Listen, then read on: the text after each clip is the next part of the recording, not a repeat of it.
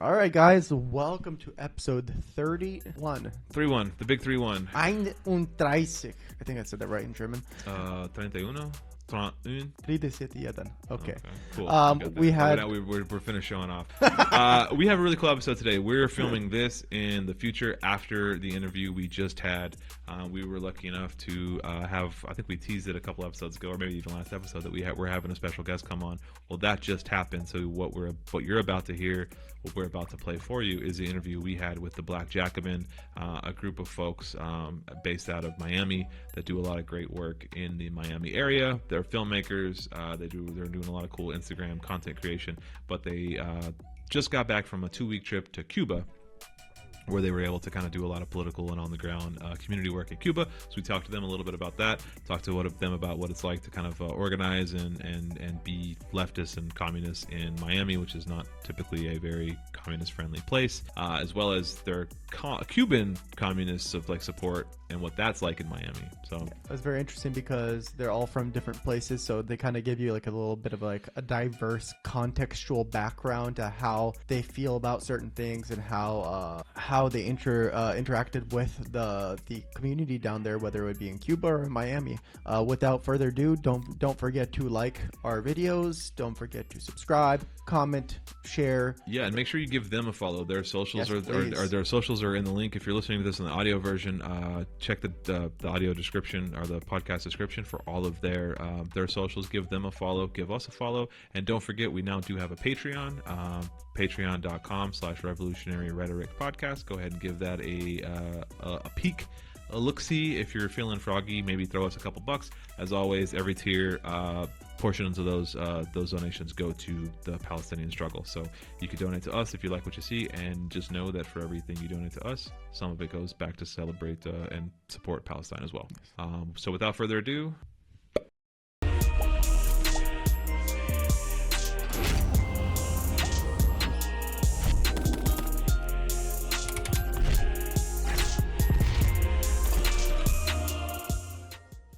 We like to welcome Black Jacobin. And are you guys all part of this one group, or do you guys associate yourself as like one clan doing all this content on this one page, or do you guys have your own individual Instagram pages and you just come together for this? So I'll give the context for that. This whole idea was started from me. A little background about me, just the page itself. I started doing video documenting work at protests back in 2020 when George Floyd died. I went to the Miami Beach protests and captured a lot of the riots and the confrontation between protesters and police officers. And since then, I've just been making a series of quick mini documentaries going around Miami, especially in South Florida. And it wasn't until 2022 when Roe versus Wade was overturned, I started doing more street interview stuff. So the stuff you see on my page, that's more what I do. That's around the time I started doing that. And basically, around the same time, my friend Savion, we met through a mutual who was running for Congress. I don't know if Savion wants to give more detail about that.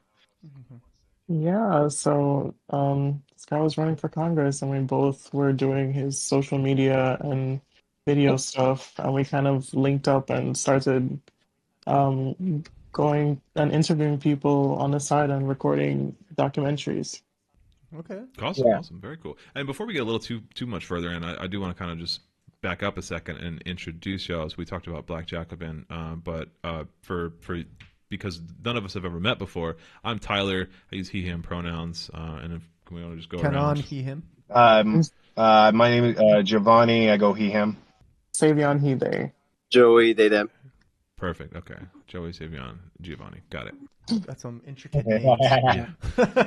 Well, I didn't mean to interrupt the flow. I just wanted, before we get too far, kind of want to establish so we don't, misname or I got mislead that. I got anyone that. forward. But I Thank you. appreciate it.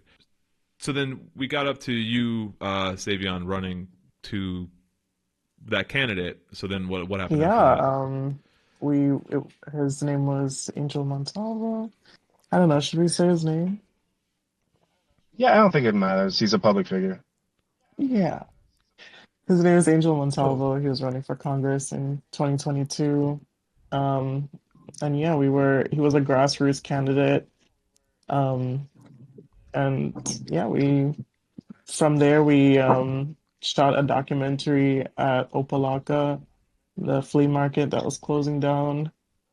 We were interviewing people there, and that was kind of like the really early, like I guess the early days of the street interviews or interviewing people around. I mean, so basically, it was like when we were working with this guy, he knew a lot of different people from communities and stuff like that.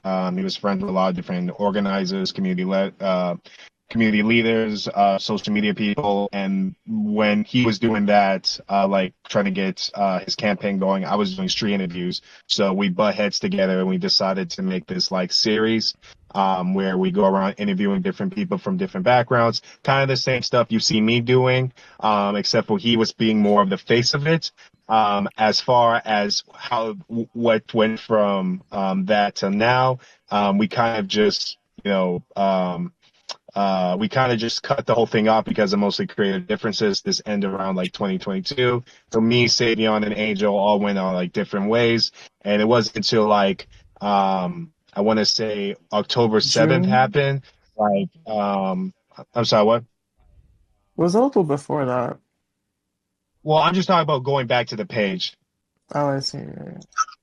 Yeah. Yeah. So I stopped my page for about like almost a year, and I went back to it around like when October 7th happened, and that's when I got back out doing like protests for people and stuff like that.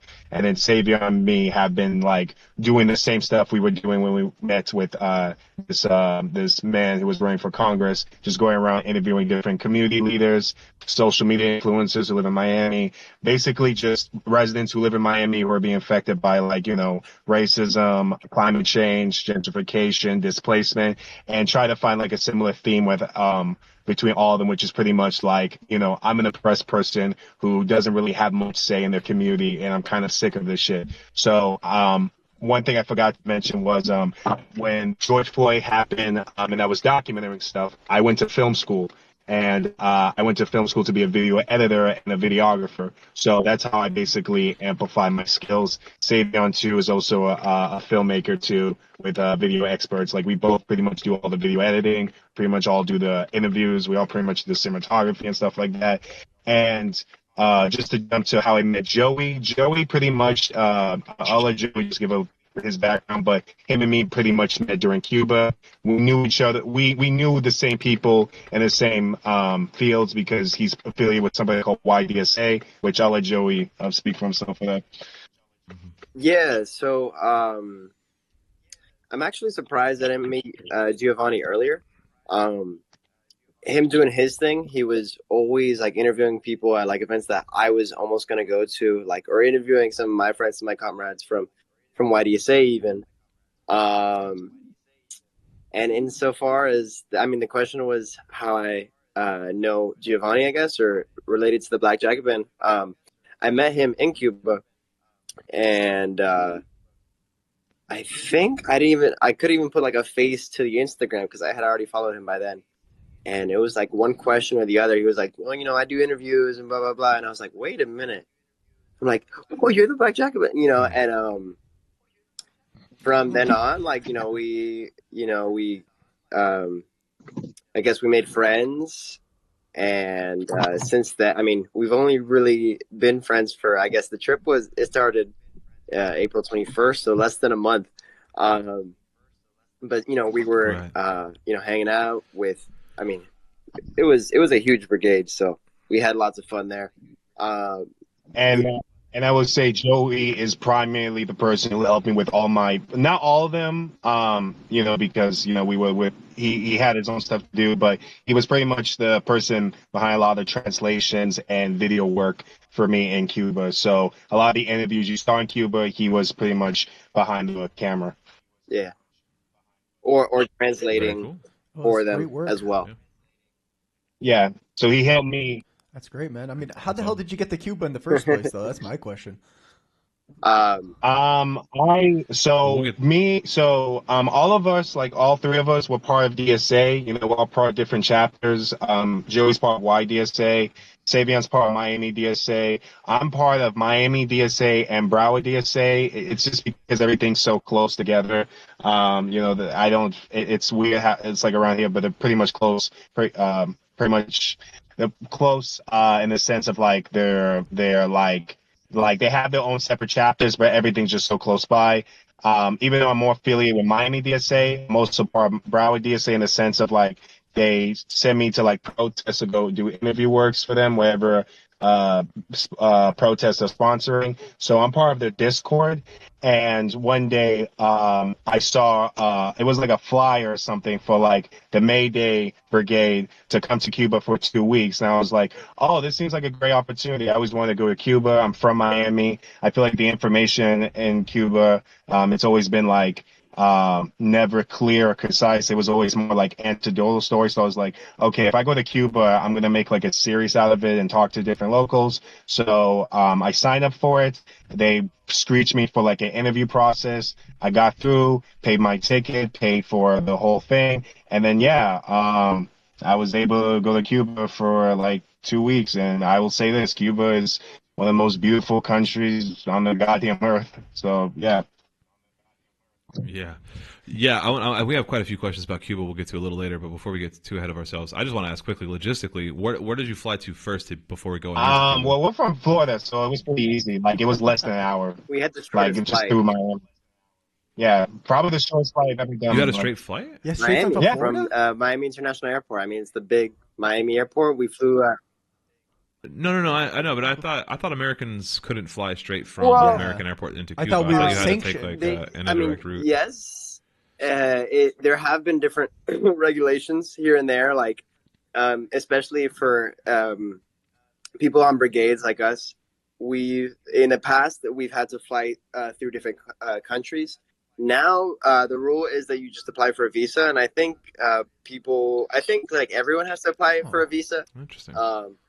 Some people will go for family or whatever. There's like 12 reasons that you can go. For the brigade, they just told us. I'm sorry about the plane. I hope I'm audible, I guess.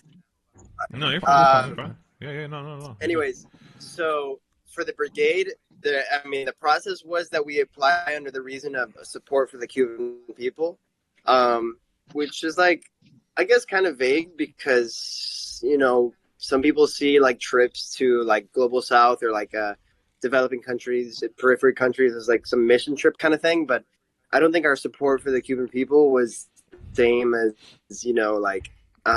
TSA, not TSA, or whatever agencies involved, 3-letter agencies involved in that.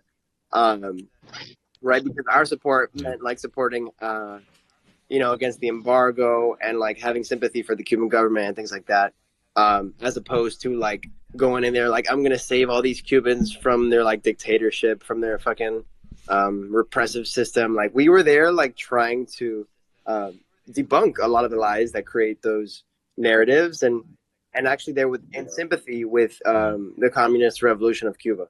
So, but insofar as the travel is concerned, we just wrote support for the Cuban people and we're good to go. Okay, that's really good to know, because me and my wife were actually talking about like that's where we want to go, like on our next big vacation is like go just chill in Havana or whatever. And it's I've just from everything I've seen, everything I've heard, it just sounds like an awesome, beautiful country, and I just really want to get there. But I was a little worried about like the difficulty in getting there, and apparently you just fly there. So great. That's actually really good to hear. So yeah, like I mentioned, we want to talk quite a bit about the Cuba trip. I want to get more details about that, but I want to back it up a little bit and kind of just you, Giovanni, had mentioned a couple things like the going around and hanging out and kind of interviewing these people in the protests in and around Miami and in that area. I just wanted to kind of ask, what is the protest scene like? What are these events? What are these actions? What are these rallies? I don't know like how Florida is in terms of like these kind of events, as far as like if it's for the BLM or if it's for now since October 7th and before, but I mean since October 7th especially, kind of these now Palestinian rallies. What is the general feelings of Floridians on these? So these I will say this much, right? As a person who's only pretty much seen protesting in Florida, I haven't really went out of my the little bubble to see how protesting is like, let's say like California or New York or Seattle, places like that. Sure, But that's so I'm fair. going to just talk about my own perspective, right? It's kind of all over the place. I will say, like, Florida politics, especially in South Florida, is kind of chaotic in a sense, being like you don't really see mass screw the people going to a lot of protests, mostly because of like people are surviving, like they're trying to their best. Like the most good intentioned people want to come out and support, but the issue is like just getting to the protests.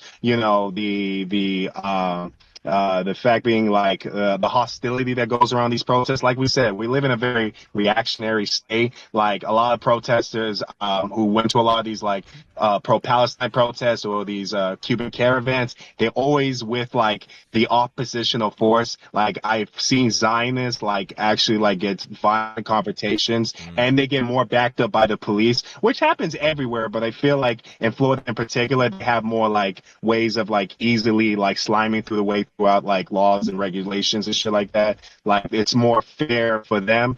The scene here is like not as like concrete. There's always a lot of infighting. Perfect example, the Black Lives Matter one I was part of back in 2020. That flew apart. Like that died real quick. Like at the protest I went to, that was about it. And then there was a couple more, and then it died. It's not like the Palestine protests where they keep on going, and that's a damn shame because I think, from my understanding, I could be wrong. But I think, from my understanding, it was a lot of like infighting. There was a lot of like, oh, we have to do this the correct way, we have to do this the right way, and stuff like that. And my thing is, I think Florida has a lot of people who are passionate about changing the system. It's just like this because it's being a conservative state, because Ron DeSantis like runs things here, it's very hard to like mobilize. It's really, really hard, especially after talking to so many people in Cuba who organizers from all throughout America, like people from New York or Michigan or from like California. They have more of a sense of community. In Florida, it's a lot harder, especially like I said, with the reactionary stuff. There's a lot of trauma. There's a lot of things that's blocking people from like actually like changing their material conditions here. Like Florida is probably one of the hardest states to like actually like do systemic change, any sort of systematic change, and it's such a shame. But I see. But the people who are really committed, they're really, really committed. Like these people, like they will not stop. They will go to every single protest. They will, try to mobilize as much people as possible. They will do as much as possible. So you meet some very passionate people here. It's just sad of the things that block them to actually get them like the access they want. Right. Okay. Yeah. I can kind of understand what you're saying, though. I saw that. I moved to Seattle from Phoenix, Arizona, and I think Arizona is probably, from what you're describing, similar to Florida in a lot of ways. Like there is a lot more opposition in Arizona I was in Arizona during the BLM kind of 2020, 2021, 2022 movement, and I've been in Seattle since 2023, 2024. So I got to see kind of the both sides of like large actions in different, much different political climates. And in Arizona, there was heavy opposition at every march, every rally. There was considerable opposition, just from local kind of White Lives Matter groups, and then also always aided by the police. And then we don't see that in Seattle, or at least any opposition is very minimal. There was like a handful of Zionists at the University of Washington, the encampment, that like kind of started some shit, but it was really nothing. There was a sizable amount of Proud Boys in Snohomish, but I mean, yeah, and I think that's like more of a nature of like Oregon has like a ton of like fascists, and they always come up. So like there are kind of bad actors, but in terms of like these large actions, these large events, I can definitely understand what you're saying. It's like this handful of like dedicated people, like the BLM organizers, and like there was a handful of like groups that were operated out of Phoenix, Arizona, and like you see the same like 4 groups and the same like dozen folks, I should say, at every action, because they were the dedicated few that were organizing all of these events, and then everybody would come out in support of those. But it was just really this core group, and it's cool to see. But you just it's hard when you're just constantly facing extreme opposition and being getting your ass kicked by the police every day. Speaking of devoted socialists, wasn't a Islamic socialist from Florida as well? Yeah, he was in Florida. All crazy down there, but man. He's up in the whatever you call that top left. Panhandle. Tallahassee or whatever. The Panhandle area. Yeah. He's in the Panhandle area somewhere. There's another guy we had a nice conversation with called the Islamic Socialist, who's in Florida. There, so. I interviewed him. He's really cool. But one thing I just want to say real quick. I'm sorry, I actually forgot to say. I actually did see organizing somewhere else. I went to the Washington D.C. protest. Me and Savion went actually early January this year, and we saw like actual organizing. You know, it was like over I think like 600, 400,000 people, 400,000. like all throughout the United States. That's So we so went to cool. that one, and yeah, like what you said, like in certain places, like there's less opposition. Like I don't know about you, Savion, but I didn't see any like Zionists pretty much when we went to the one in Washington. Like it was all No, free Palestine. no. Like, so yeah, The it's sad that when you see That's that cool. compared to what's happening in Florida. the Zionist opposite. I mean, at the protests that we've been to, it's a little pathetic. It's like 7 people. They're all like really Yeah, angry. Yeah, that's what it is here. yeah, Yeah. I feel like that's the reality in general, though. Like, there's not really that many Israeli people. It's just the government, and when you have like the government backing you up, it makes it look Right. a lot larger than it really Yeah, is. you look a lot bigger than I you mean, are. most people are fucking a sociopath if you're yeah. pro-Israel. Did you say though you've interviewed Islamic Yeah, socialists, or you've spoken to Yeah, Islamic socialists? that's actually how I found it. That's how actually I found out about Oh, you guys. I interviewed him. Okay, so I met him during Washington. He was on the bus with us to go to Washington, and we met. We were cool with each other. He said, I would like to be interviewed by you guys, and we got to know him. He's a very fascinating dude. And then I saw him repost one of your videos, and that's how I found out you guys. oh, awesome, cool. Yeah. Yeah, it's No, like that's this. how I would always see him liking the video. So Oh, I cool. associated it. That's why I followed you guys, because you guys are following him. Yeah. It's so funny. This like weird interconnectedness of like these Yeah, leftist yeah, yeah. channels. Which that are I'm, hanging which I'm out. happy. It's fun. The more community, the more better. Like, we gotta like, Yeah, yeah, it's a yeah. good Especially thing for with the sure. fucking like money fund, Yeah, making these especially with the connections. money funded bullshit that's going on with like conservative, like your Daily Wires, your fucking Louder with Crowders, whatever bullshit. Like they're just funded by fucking Koch brothers and shit. So I'm like, whatever community we got, we gotta like, Yeah. stay like this. Yeah, you gotta have a Yeah. unified community, even if the differences are a little bigger than you would like. You still gotta work with each other over, like this massive like corporate evil on the other Yeah. side. And it just kind of did occur to me that you guys are in Miami, so it's got to be what, pushing 10 Yes. o'clock Yeah, there? it's 9:50. What was the Okay. question? All right, I so mean, we don't have it's to okay. we don't have We're to a like. late city anyway. I mean, Okay, well, we don't want to take you all night. We usually don't go for more than an hour, like okay. typically anyway. So I mean, if you're okay with another like I'm 30 okay minutes, with I'm or that. so, fine. I'm give good. or Like take. I have nothing to do with them. I'm All right. good. Perfect. Awesome. So this is kind of the last question before we get, to the meat of the interview, which is the Cuba stuff. We just wanted to kind of just talk about, I guess, two things. One is how you got to where you are politically, and like kind of what your politics are. As much as you're kind of comfortable talking about like where you stand politically on what you would identify as ideologically, and then also your channels. So like what your goal is for the channel, and kind of how you became a content creator online. So I guess we'll start with the first half. I know we're pretty open Marxist-Leninists. We're both members of the Communist Party USA. I was a member of the DSA for a long time. I was actually affiliated with YDSA when I was at Arizona State University in Phoenix, but I've since left DSA and moved to Communist Party USA, and am now kind of a Marxist-Leninist, and I don't really consider myself a democratic socialist anymore. I'm now pretty much like as far left as one can get, I think, at this point, and full on in the ML camp. And I don't, not to speak for you, Kanan, you can answer Yeah, yourself. But pretty I think they're much. the same. It's Yeah. pretty much the same thing for the Um, most part. Yeah. So can we put that back to you folks? Where you kind of aligned on that? Yeah, sure. chart? I'll go first. There's a lot of factors to how I ended up the way I do, which is weird because with my kind of background, you would think like my kind of background is like I'm Haitian American. Most Haitian Americans are not really socialists or Marxists. Most of them are very much like the capitalist, like entrepreneur type kind of people. Like they very much okay with assimilating the system. So I'm very much like the odd ones out of my family.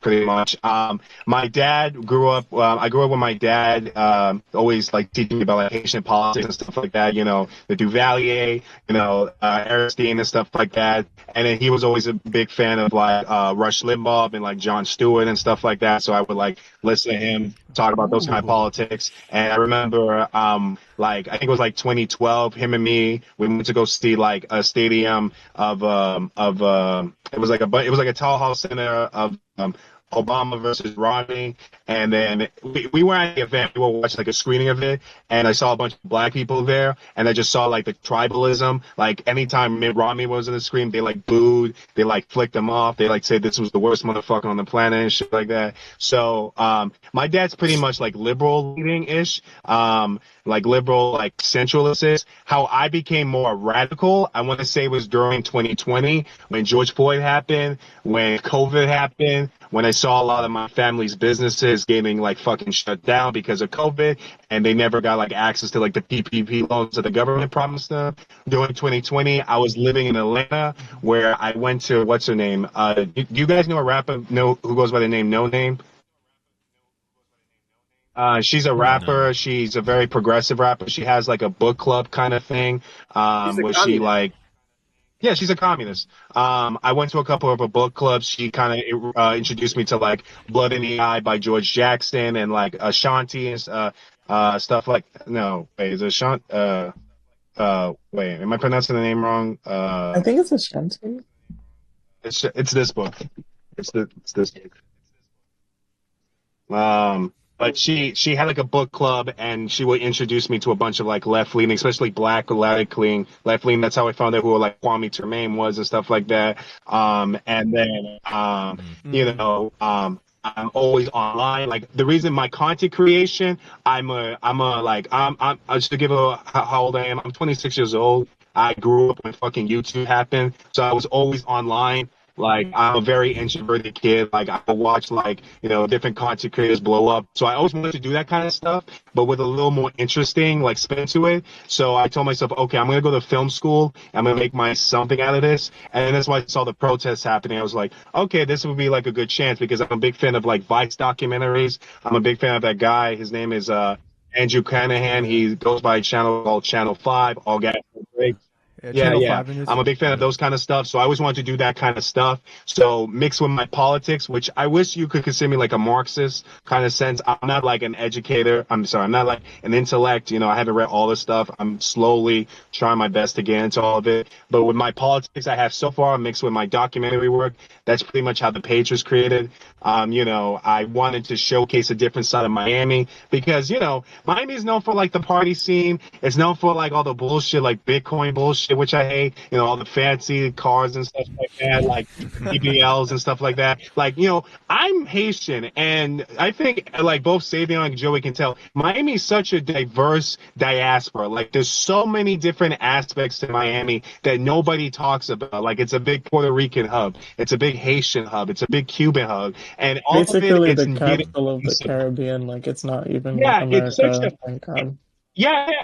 It's such a fascinating area, and nobody talks about that shit outside of Florida. Like, most people know Miami is for like the fuckery, like the ignorant stuff, like Florida man and stuff like that, which is cute. But I'm so curious about like what makes like these people like strive through it any day. Like, there's so much beautiness into it, and that's what I'm trying to capture. These people are like struggling out here, and they don't have the social, they don't have the language to like emphasize with them and to elaborate themselves. So that's why I feel like I come in and be like, okay, let me talk to you and let me try to put your words in a certain way so you can get your message more clear. But yeah.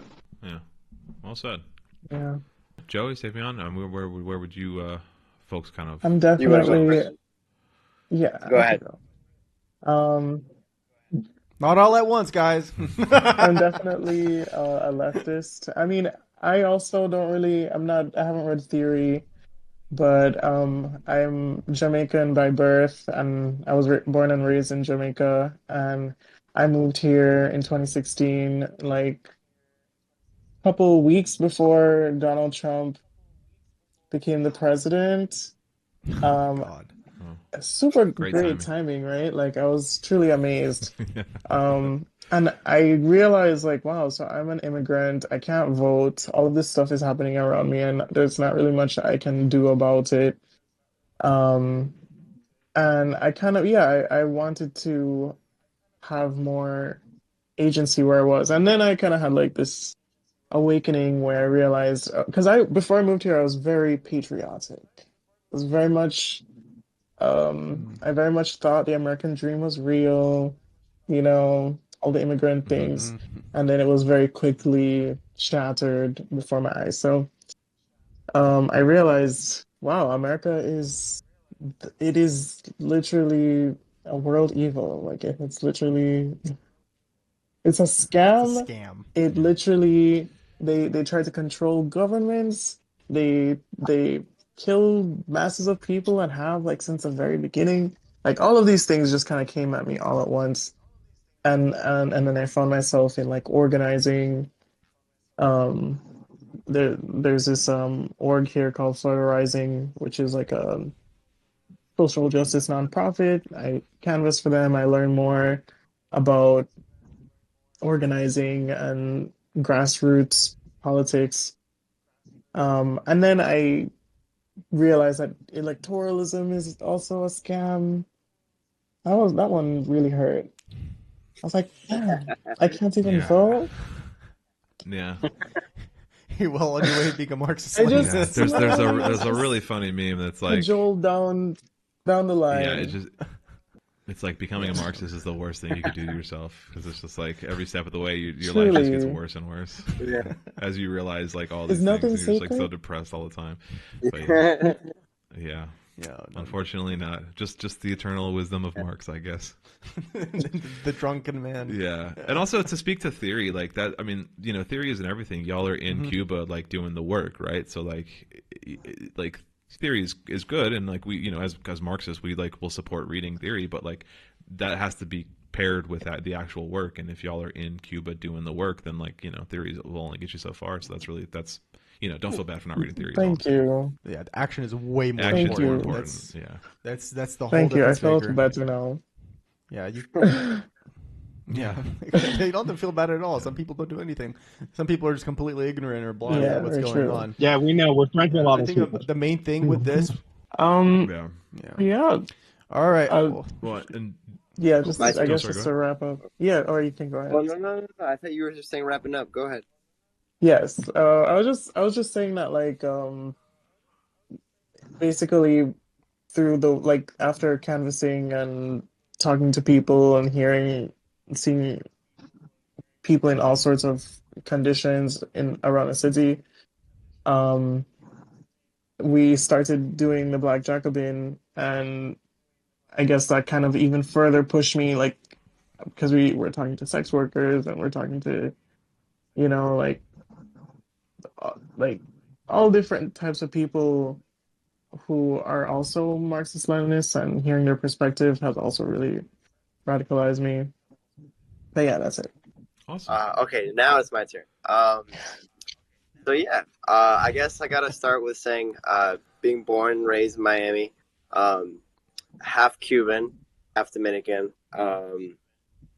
My parent, I have a Dominican mom and a Cuban dad, but they're both conservative, and not only being raised in Miami in this culture, but seeing it like firsthand in my family.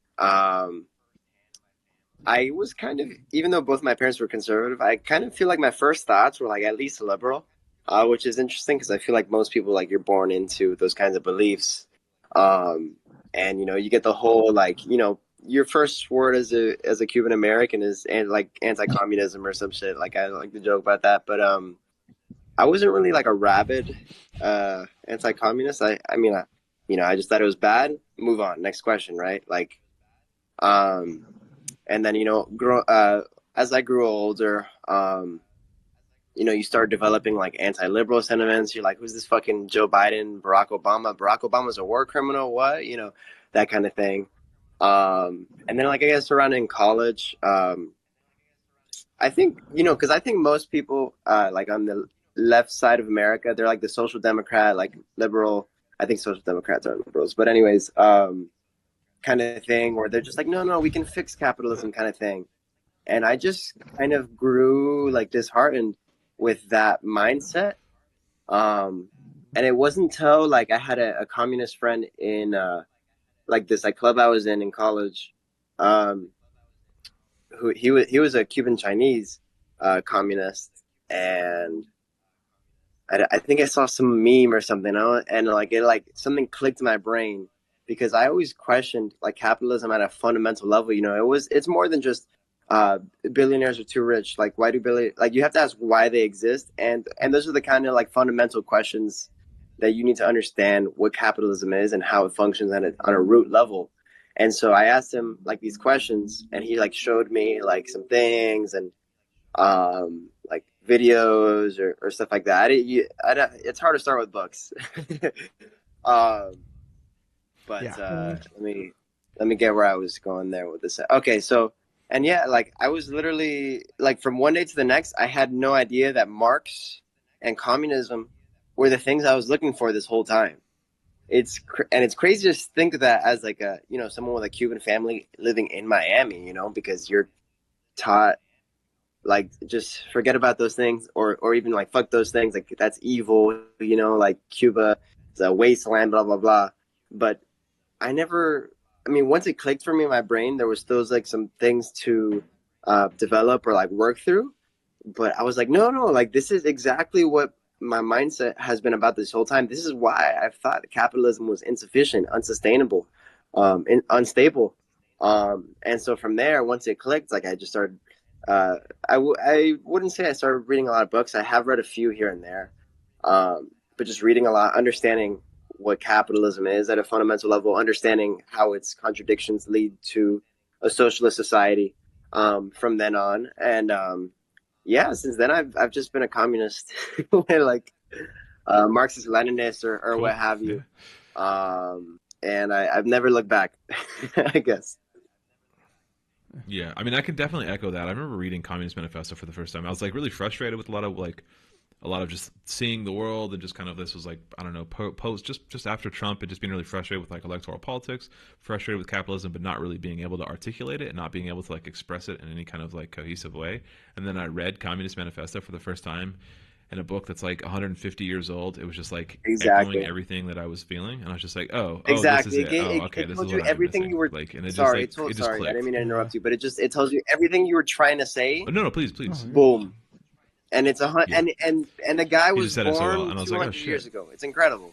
Yeah, so I definitely empathize with what you're saying there. Well, awesome. Can I ask real quick, how did your parents take that? I actually kept it from them for a while, and then I think I told my dad first because I don't live with him, so I was just like, fuck it, I have more liberty there. We had a political conversation, and I mean I don't want to use negative terms. I'm trying to move past that and use empathy here, but it's he just I don't think he recognizes the flaws in the capitalist system, and he would just like I hate to sound like I'm using like nerdy terms here, but like just poor debate skills, if that makes sense. Like he didn't know he was using fallacies, and he was like showing me like a Washington Post article as evidence. I'm like, who funds Washington Post? First of all, Who owns that The shit? Department Yeah, of Defense funds it. Yeah. I didn't know it's owned by Bezos. Yeah, Owned by yeah. Bezos. Yeah. Department of Defense. Yeah. And then I think we were like texting on and off for like less than a week. He blocked me for 4 months. So, Damn. and My he, God. yeah, and I mean, we weren't amazing beforehand because of other shit. But then we were like, he unblocked me, like we kind of talked, like barely, and then some shit with actually Palestine came up, and he's like, how can you say queers for Palestine? Isn't that ironic? And I was like, no, not really. And then that argument, Mm. whole other thing. Now he blocked me again. And actually, that's for a third argument this time. So yeah, but that's off the communism talk. So with my mom and my stepdad, I live with my parents. I think I kind of just wanted to be more open about my politics on Instagram. I don't want to like. I know social media is bad, and it's like funded by like huge corporations and stuff like that. But insofar as I use it to connect with other people and I use it to like spread propaganda, right? I think it's a pretty useful tool. I think I've had interesting conversations and I've shown people a lot of cool things, and vice versa. I've learned a lot from like social media, and even like TikTok too. Like obviously you can't be fucking doom scrolling, but there's information there that you're not going to get like playing on the web. Whether it's the filtering system or the algorithm, right? So I wanted to just be more open with that, and I told my parents, and they kind of like shoved it off in a weird way. They're not fans. My mom and my stepdad. They thought it was just a phase. They were like, "Well, we don't agree with it, but we're not gonna argue with you about it." Um, and yeah, my stepdad is Cuban as well, so he has his own like knee-jerk reactions to communism and like Cuban support as well. And I just came back from that, which was a whole another thing with them as well. Yeah, that's crazy. No, I grew up in my parents are from Bosnia, so they grew up in Yugoslavia. So they kind of grew up in a socialist system. And I mean, I was always a lefty, but like as I started getting older and older, I just kept spouting like communist shit. And they consider themselves socialists, but the more and more I started talking, the more and more they started agreeing with me, and then I could see like all of my ideas and my reflections, they start changing their mind. And they're like, yeah, this place is a fucking shithole. Like you, and I luckily I got them to kind of like sway toward just outright calling themselves socialists. So that's cool. nice. You radicalized That's your parents. cool. Yeah, I radicalized my parents. That's cool. I think that's pretty rare. I haven't spoken to my mom in a long time because she's like a hardcore like QAnon Trumper flat earther. So I'm like, I'll I just tried having conversations with her, but I just if there's one thing I can interject, I just recently had a fight with a friend of mine. I've been friends with like almost 4 years now about Cuba, because his girlfriend's Cuban and he's a big like entrepreneurial type of dude. He's a Bahamian guy. He has like a whole like business. He's a business savvy type of dude. And when I explained about Cuba and about all the good things about Cuba, he's like, "Oh, how can you like, support this and that with all the horrible stuff that like, Castro did and stuff like that." And then the conversation went from that to, "Oh, one day I want to be as big as like Jeff Bezos and stuff like that." And I explained to him like, you're not gonna be rich as Jeff Bezos. And he got offended by that shit. So like he was like, "Get out of my house." So he was I'm gonna say this. Oh my Yeah, god. yeah. So I will say, like, when Joey with the stuff with him and his dad, like, I've had multiple arguments with like people, about like the horribleness of this country, the flawed system and stuff like that. And I've literally like told people to get on my face or block me on social media and stuff like that. Personal family members and friends of mine. So I could get that sentiment of like, some people are still very much like brainwashed by the propaganda of this country. Yeah. In Miami, you lose friends being a communist. I mean, in general, anywhere, but in Miami especially. I mean, like I got a lot of backlash, for my support for my politics. And do you think that's just because like it's just that? I mean, that anti-Cuban communism specifically, not anti-Cuban, but there's that anti-communist like from the Cuban history and just that kind of Cuban trauma. Is that what fuels that, you think, of just like, because I think you're right. I think Miami and South Florida in particular is just like so much more anti-communist than like the other anti. Yeah, because the island's right there. So like a lot of them literally like, what was the boat, Joey, what was the boat that during the 80s that came here? My grandpa was on that actually. What was it called? Yeah, it was the Mariel boat lift. Yeah, like I have friends whose family members were personally affected by this kind of stuff. So like I can see like they just been taught since a young child to like think a certain type of way, don't question it, because the thing is, and the sucky part about it is we're not talking about like conservative Cubans. We're talking about people who are pretty left leaning. Like people on my channel, like the people who've been following me for like years, they all like hate Zionism. They all against America. But the minute I bring Cuban politics in it, they're like, "Oh, you don't know what the hell you're talking about. You're an idiot. Oh, you actually support Zionism. Like, what the fuck?" Yeah. What? Okay, buddy. Yeah. All right. Well, speaking of Cuba, let's dive into it. So you guys just got back. You said you went on there April 21st is when you arrived. May 4th.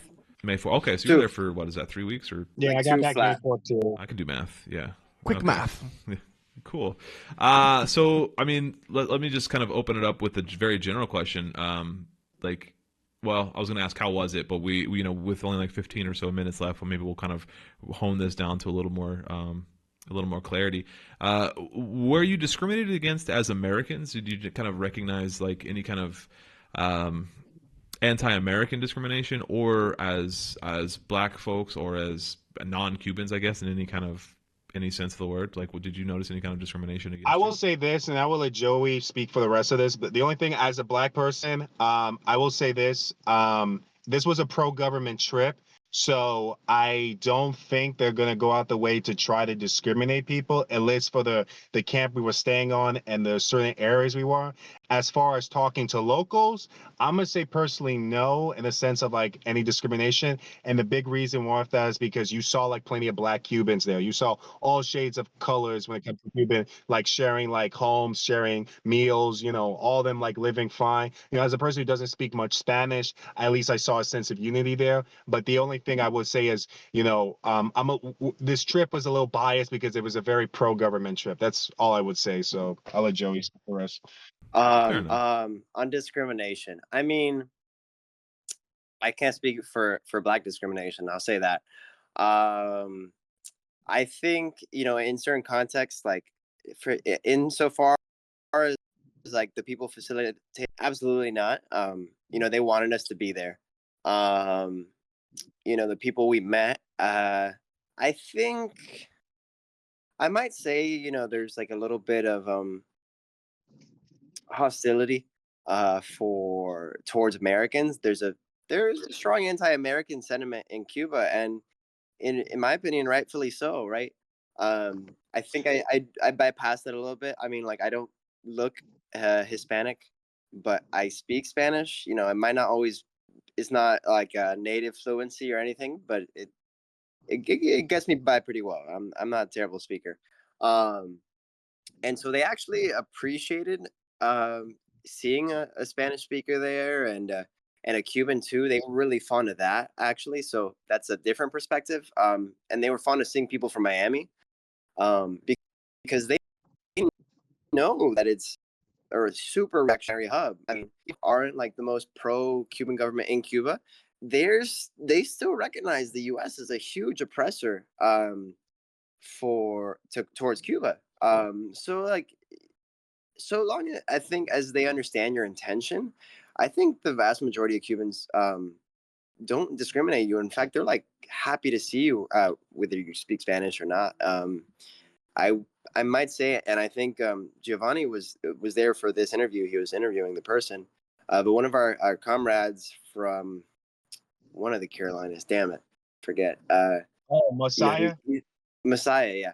Well, I got his name, but just whatever. Which south or north? I forget. I don't know if you guys see the video. I don't know if you guys see the video. It's the one he's from Bahamian. He was talking about, I came to Cuba for solidarity and stuff like that. I went to like an international gala. I don't know if you guys saw that particular video.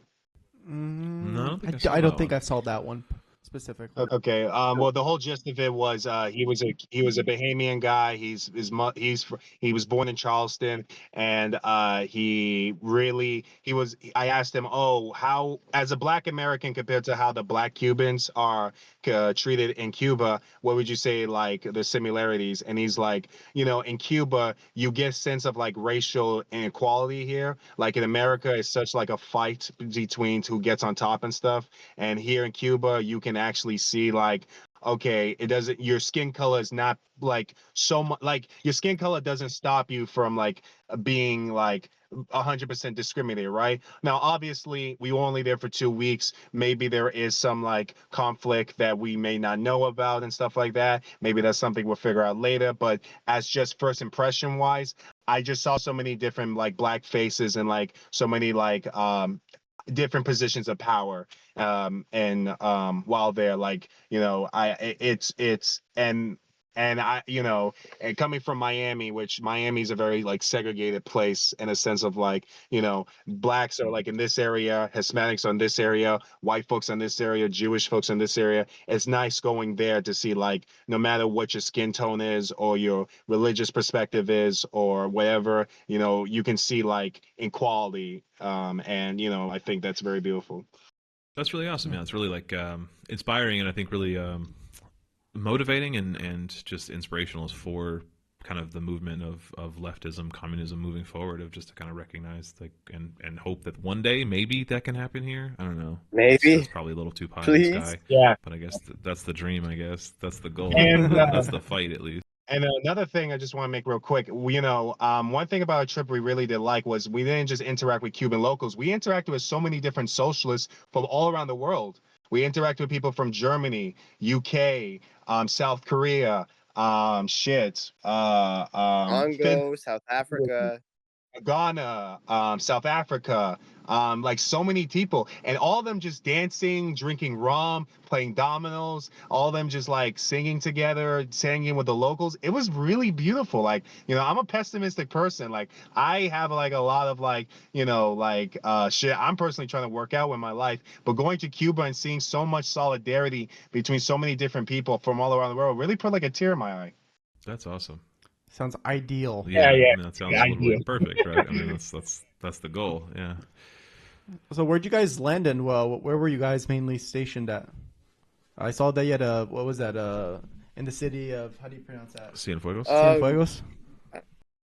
I can answer that. So we landed in Havana. Havana is the only place where I think they have or had airports throughout the country, and then since the revolution, I think the U.S. has not really been helping them maintain them. There's more specifics on that if you look into it. But so we landed in Havana, and then about 30 minutes or 40 minutes like southwest ish, we mainly stayed in an international camp built by brigadistas just like us, right? Like people coming in to show support for the Cuban people. It's built like 50 years ago or something like that. Um, in Caimito, which is it's a city or a municipality in the province of Artemisa. So we stayed there for the majority. We stayed in Cienfuegos for about 3 days. We saw Playa Giron. We didn't stay there, but we saw it for a day, and then for like 3 or 4 days, we would take trips to. Oh, that's a huge ass bug. Sorry. We would take trips to Havana. And yeah, those are the main 4 places. We didn't stay in Havana, but like for the May Day Brigade, for the International Meeting of Solidarity, and all those things, we were in Havana for I would say like the second or third, no, the third smallest share of time, because we like actually stayed in Cienfuegos. And in Cienfuegos, we actually stayed in a hotel, which was interesting. Because it's like we're there to show support for the Cuban people, and there we are in like tourist conditions, quite literally. And people did have like some like hesitance with that, but at the end of the day, like we knew what we were getting into. We paid for it, and we knew our support was going towards like it was to uplift the Cuban economy, as well as nobody was disillusioned with the idea that that's how Cubans lived. Which could be like, oh, you went to Cuba and you only lived in the hotels. Like, I mean, we didn't only live in the hotels. We actually lived pretty, like, relatively humbly for the majority of the time. And when we were in the hotels, nobody was saying that's how Cubans lived. And we were still doing pretty, like, holistic solidarity work within the hotel as well. Well, that actually kind of leads us to one of our next questions too. Is like from your perspective, and as far as from Miami and as like being in Cuba, are the sanctions, the American sanctions, the American embargo, is that as damning as kind of we think so? I mean, like, what does it actually look like on the inside? We having never been to Cuba only have the outside perspective and the historical perspective of what those sanctions and what that embargo has done to Cuba over the last 70 years or 70 odd years or whatever. What does it actually look like from the inside? Is it as damning and is it as destructive as kind of we would think, like the actual rural areas of Cuba? I will say this much, coming from comparing to like what I saw Cuba to, the many times I've been to like Haiti and stuff like that. As a person who's seen like the conditions of Haiti with like it's very destructive with like gang territories and like the government corruption, what Cuba's doing currently now with the sanctions, it's bad, and obviously you do see people suffering, but you don't see as much poverty. I don't know, maybe Joey would disagree with me with this, but I didn't see as much work. Like I saw people still striving. I still saw like food still being passed out. I saw people like still getting on with their lives and stuff like that. Like obviously, like it's still bad. It's not like you still saw like. I didn't see as much suffering as as I was led on to believe, right? Like there's able to do very much with very little. I don't know, what would Joey I don't know. What would you say about that? I'm gonna hold on to that like last point you said, doing very much with very little. And start with saying that a lot of people have this argument, right, or debate. It's not a blockade, blah blah blah, blah. It's not a physical one, but it's an economic one, right? And that's because the level, the intensity of the sanctions against Cuba are entirely restrictive. I mean, like the options they have as a country to survive are inhumane, and you can't work with them, right? And so that's why they call it a blockade. And I have another Cuban friend who left. He actually left when he was around 13 or so. So he has an even better lived in Cuba and is a communist kind of perspective on these things. But and I've heard this before, but he calls the blockade genocidal, and I finally understood that when I was in there. Because the blockade is made with the intent to starve the Cuban people, to make them suffer, with the intent, right? Like people have died because of the blockade. With COVID, um, Cuba was denied respirators and oxygen and things like that, whether through the country that I was coming from not being able to trade, or because one of the laws is that if a product has 10% or more parts from the U.S., it's not entering Cuba. So with all the sanctions and all the suffering that the U.S. has caused onto Cuba, they saw that people needed these respirators and the oxygen and things like that, or the ventilators, and they still denied them. They denied them syringes and stuff like that. People on their deathbeds, the medicine that they needed to survive died. I mean, it brings a tear to my eye. It really does. And that's just one perspective.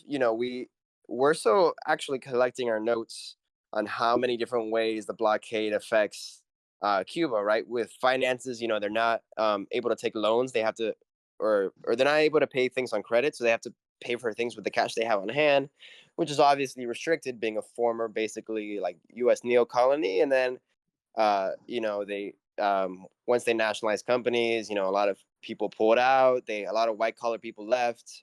There was terrorism from the U.S. on the island. All these sorts of things.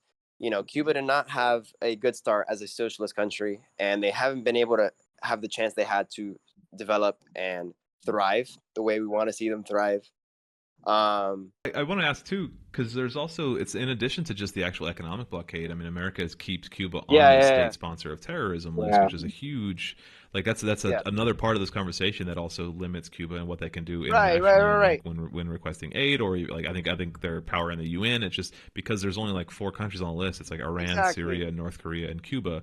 That And America keeps and Cuba on yeah, that list. keep Cuba on that list, but they just remove them from the countries that don't, or the countries that cooperate against counterterrorism. I don't know if I'm doing the double negatives right, but Yeah. essentially, U.S. policy says that they are cooperating with counterterrorism, but they're also in the state-sponsored terrorism list. Like it's entirely counterintuitive. It's hypocritical. It doesn't make any sense. And it's just a product of like a ruling class doing whatever they fuck they want to uh, to push down a socialist country, because I forget who says it, but because I think it's because they're afraid of a good example, the threat of a good example, right? And going back to what Giovanni said, Cuba is not a country that we can look at with our our developed country, our imperial core, our first world country, if you like saying that. I not not everyone's favorite. Our lens, right? Our standard, right? Okay, they don't have like all the luxuries that we do, but when you compare them to the rest of Latin America, when you compare them to what they were before the revolution, Cuba does a lot with so little. And I think it's because of their socialist economy and their socialist governance that's allowed them to do so this far. Another So thing yeah, I it's sorry, go on. no, yeah, I just wanted to wrap up like on the note of the blockade. Like it's absolutely damning. It's criminal. It's genocidal. Um, do the Cuban people still make by? Yes, in a pretty manner, not necessarily, but the fact that they are doing so, and all the conditions they have in this country, the revolutionary spirit, the medical advancements they've made, the the type of governance, the democratic features that they have, it's a spectacle. And so with that being said, they do so much with so little. So just imagine if the blockade was lifted. Imagine if they had the resources of the United States. I mean, we'd be looking at an entirely different, and I thought it was already an entirely different world, but we would be there would be no words to describe it, simply put. Utopia. I don't like that. As a communist, I don't like that word, but yes. But one thing I wanted to add. But one thing I wanted to add was compared to Cuba, let's say to something like DR, right? I went to DR for like a week of vacation, right? And I went to like the downtown area. They have like infrastructure. They have like, buildings that are very much like sponsored by like funded by like America Corporation, stuff like that, like your KFCs, your Domino's and shit like that. And, I go into these businesses and everybody looks fucking miserable and sad as hell. It's pretty much like Miami, just how like everything's still like a neoliberal hell in like DR. And when you get to Cuba, there's no fucking propaganda, there's no product placement whatsoever. It's basically, I know Cuba is being told like, oh, it's a place stuck in time, but it really much is. Like, you go there, you get the feeling of the island and the community of those people. And you're less for like the whole time in Cuba, I have really bad anxiety. Every time I'm in Cuba, when I was in Cuba this whole time, it was gone. Like I just felt like a calm sense to it, like a what do you say, like a just a peaceful mindset, just like, oh, nobody's gonna kick my back, nobody's trying to like stab me in the back, nobody's trying to like betrayal and stuff like that, compared to like what you get in like other like developing countries, or even like stuff like other Caribbean nations. So Cuba is a very unique place that I don't think any other country can compare to. Yeah. And one more thing, I had a comrade from my YDSA chapter, actually. She went on the DSA delegation to Cuba in October. And she said she saw more homeless people on the streets in LA than she did in Havana. It's I don't doubt that for a second. I mean, there's certainly more in yeah, Seattle and than it's anywhere. look, they're not living in nice homes, but they fucking have one. They don't Yeah, have a Snickers yeah, with every meal, but they fucking have a meal. You know what I'm yeah, saying? yeah. Which is already, it's beyond comparison here, where people are dying of starvation. So 100%. Yeah. All right, guys. I think we'll just about wrap it up there. We're about a full hour in. We appreciate you guys coming on. Yeah, we want to use kind of the few minutes we have left. Kind of plug your channels. Tell the people where to find you, what you got coming up. Future projects that if you could talk about, that you can talk about, where they can find you, where they can find your stuff, where you're available for people to see.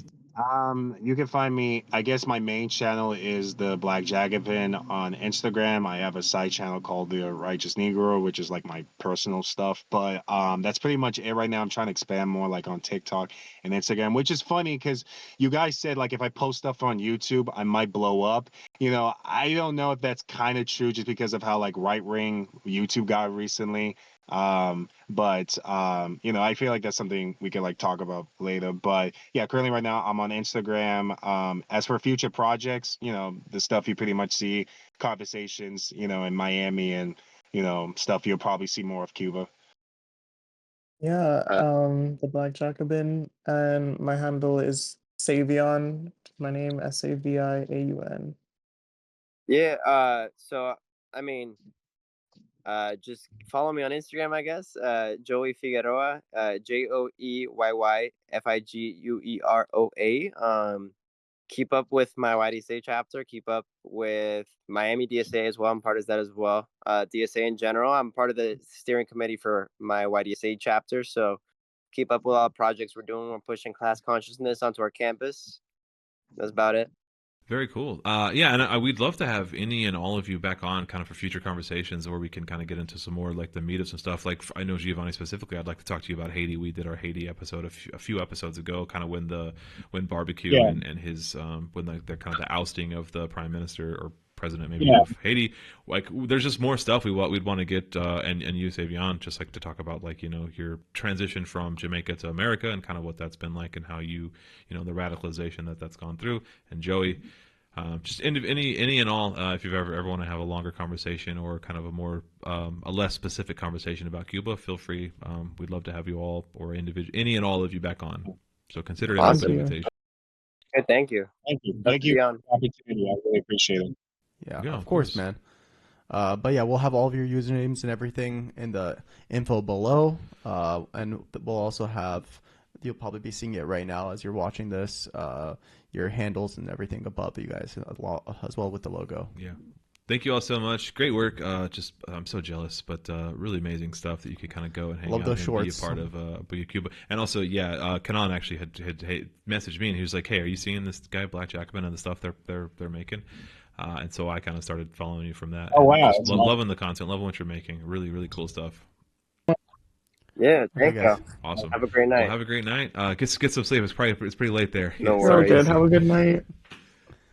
Have a good night. Thank Have you a great again. night. Bye.